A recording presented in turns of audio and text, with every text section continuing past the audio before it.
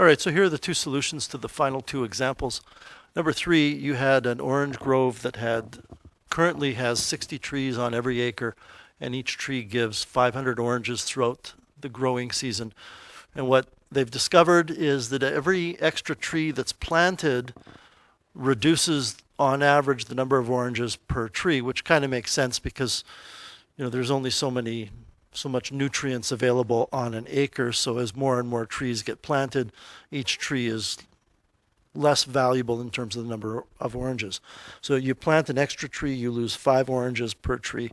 And the question is, how many trees should be planted on that acre to maximize the number of oranges?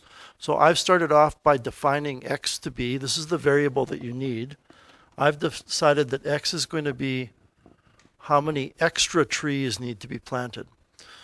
So if you want to maximize the number of oranges, you're going to need a formula that says number of oranges equals.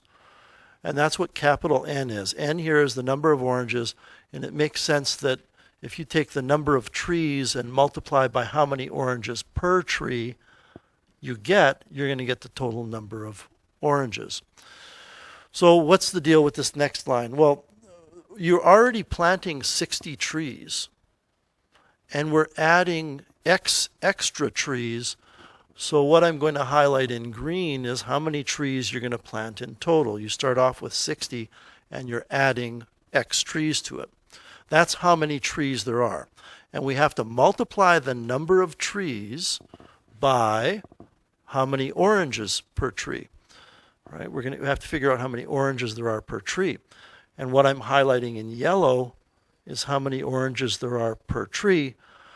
You start off with 500 oranges per tree, and every time you plant a tree, you lose 5 oranges per tree. So that's why I have 500, and I'm subtracting 5x. If x were 1, that means you add 1 tree, you're going to lose 5 oranges, which would be 5 times 1. If x were 2, then you're going to lose 10 oranges per tree. That's 5 times 2. So this is how we develop the formula. Now all I've said is you need to simplify that and differentiate it. I think you could finish this problem on your own, but I did say I would make a video showing the solution. So I'm going to expand out this function of n because it's going to be a lot easier to differentiate it when it's expanded out rather than in the form that it's currently in. I'm going to end up with negative 5x squared.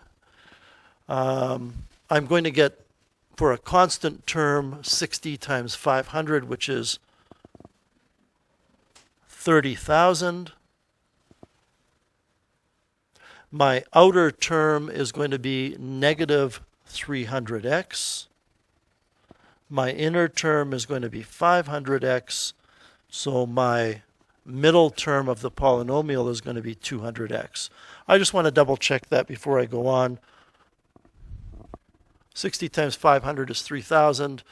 500x, negative 300x is 200x. I think we're okay. Now you can differentiate it. So you're finding dn dx, which would give you negative 10x plus 200. Again, the beautiful thing about this problem and most of the ones we did today is you're getting a derivative that's linear. So finding a critical value is kind of like stealing candy from a baby. It's pretty simple to do.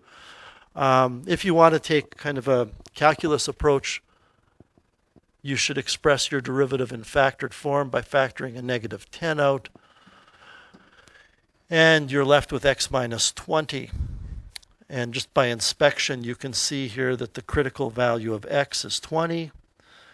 If that critical value of x has to correspond to the maximum number of oranges, that means whatever the function looks like, there's going to be part of it that has a maximum, which is the maximum yield, and that occurs at that critical value or that optimal value of x of 20. So in other words, the answer to the question is you need to plant 20 additional trees. Now, I don't know exactly what the question is asking, but if it says how many trees should be planted, that's maybe a little ambiguous. The answer is, I believe, 70 trees because, pardon me, 80 trees because it said we already had 60 trees per acre. So how many trees should be planted for a maximum yield? We can answer that in two ways. You could say 20 additional trees.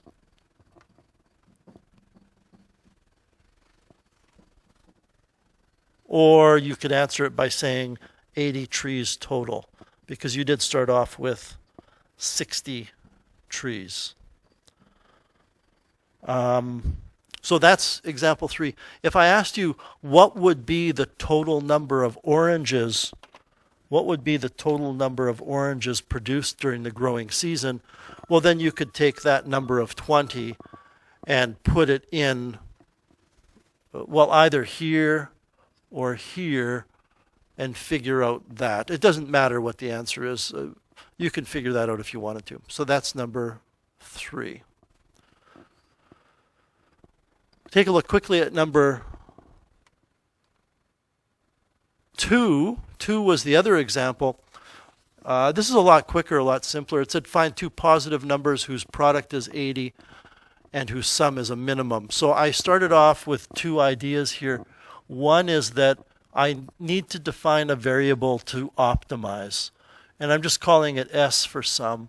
And the other thing is I need to identify my variables that determine the thing I'm trying to optimize. And that leads me to an equation. The thing I want to optimize, the sum, is A plus B. But we keep running into this. This has too many variables. The reason it has too many variables is we have to be able to imagine this sum as being something that can be represented graphically, where the thing to be optimized is a y variable, and we need one other variable here. You can't have a graph with two variables. You can't have sum on the y-axis and A and B both on the x-axis. So one of those variables has to go. And I'm saying B has to go. So I'm going to get an equation that graphically has an A there. One of the statements in the question is that the product of the numbers is 80. So that's where this A times B equals 80 comes from. This is, we call it the equation of constraint, and it means that you're confined to that statement. It doesn't matter what A and B are. The constraint or the confinement here is that the product of them must be 80. Has to be. So, I mean, A can be 8 and B can be 10. A can be 2 and B can be 40. It doesn't matter. Out of that comes B equals 80 divided by A, and that is what we can put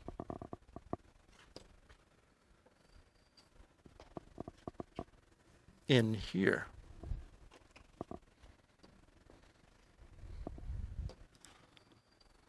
Right? So we're changing, third time's a charm, we're changing the B in the equation to 80 over A because B equals 80 over A. So that's what's happened here is I've simply substituted that in, and now I have S equals A over, pardon me, I have S equals A plus 80 over A, which I'm just writing as 80 times A to the negative 1 because it's simpler to differentiate that way. So now I'm saying you've got your function for S. You can differentiate. As I started off by saying this one seems a little simpler, but in retrospect, because of that negative exponent, the derivative is going to be just a little bit more involved in terms of thinking it through. The derivative with respect to A of A is 1, and then we differentiate 80A to the negative 1 and get negative 80A to the negative 2. In order for you to find the critical values of A, you have to factor that derivative. So we're going to factor out,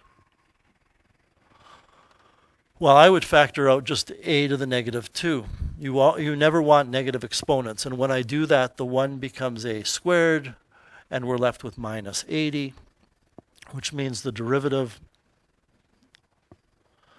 is A squared minus 80 over a squared. Okay, critical values of a, you eyeball, this is your eyeball, you eyeball the top, and you can see that a critical value of a is the square root of 80 or the negative square root of 80.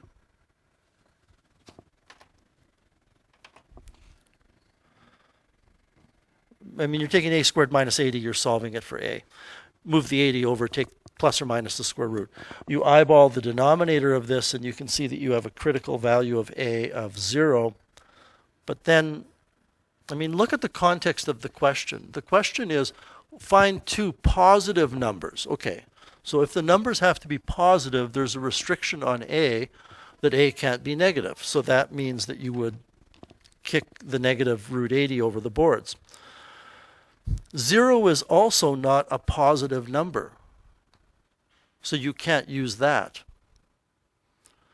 And by the way, even if you thought you could use a equals 0, you can't because the product of a and b have to be 80. And that would make b 80 divided by 0, which is not defined. So in other words, what we have done is we have found the critical value of a to be root 80. So the critical value of a, the only one that makes sense, is root 80, and what that means is that whatever the graph looks like, it's going to have a minimum there because we are told we're trying to find a minimum. So this would be the minimum sum. We can answer the question now, what are the two positive numbers whose sum is a minimum? One of the numbers is root 80, that's a.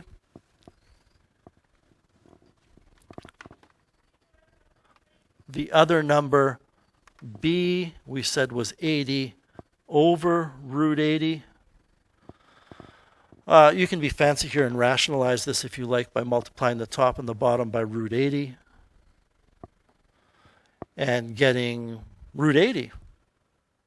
Root 80 times root 80 on the bottom is 80, which cancels with the 80 on the top. You're left with root 80. So the two numbers are root 80 and root 80.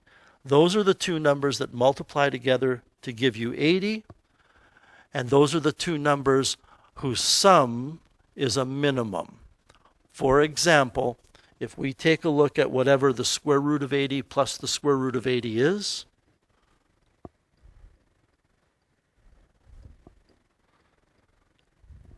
we get a sum of 17.88 something.